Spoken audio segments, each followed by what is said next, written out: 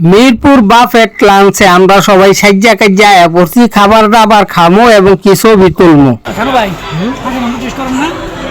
ভাই হাউসফুল যাইতে সবাই টেস্ট করুন, দেন এক পিস ছোট্ট দেখি এক পিস লই।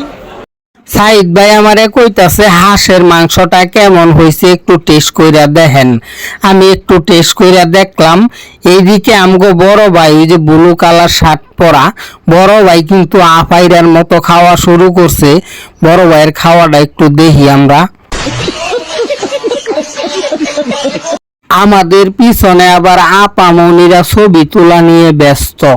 আমরাও ছবি তুলতে যাব আপামনিদের সাথে। বড় ভাইয়ের খাবারটা শুরু হয়ে গেছে।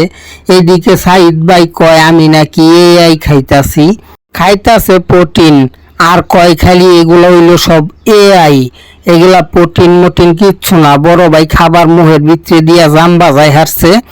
বড় ভাই মুহে আর জায়গা নাই অবশিষ্ট, তারপরেও দিতেই আছে। আরে বেটা থাম, কেউ তো আর নিত না তোর খাবার। আবার দেখি আরেকজনে কয় আরো দোকান মুহের ভিতরে। দেখি এইদিকে কি প্রস্তুতি চলতেছে। আরেকজনে হাঁসের মাংস লয়ে লইছে, বড় ভাইয়ের বড়া মুহের ভিতরে দিয়া দিল। সর্বনাশ, কেক দিয়া হাঁসের মাংস দিয়া। বড় ভাই তো আর থামতেই আছে না, খাইতেই আছে। আবার এদিক দিয়া সাইদ ভাই কইতাছে, কয় মজা হইছে না। কেকের ভিতরে হাঁসের মাংস ঢুকাই দিয়া আবার কয় মজা হইছে না। যজ্ঞা বাতি জানিলয় মোবাইল নিয়ে ব্যস্ত। বাতি জানিলয় এর বাবা হাঁসের মাংস খাওয়া নিয়ে ব্যস্ত। এইটা হইছে আমাদের সাইদ ভাই। এই জায়গায় সাইদ কিন্তু দুইটা আছে। বড় ভাই ওই দেখেন কেমনে মুহের ভিতরে ডুহায়।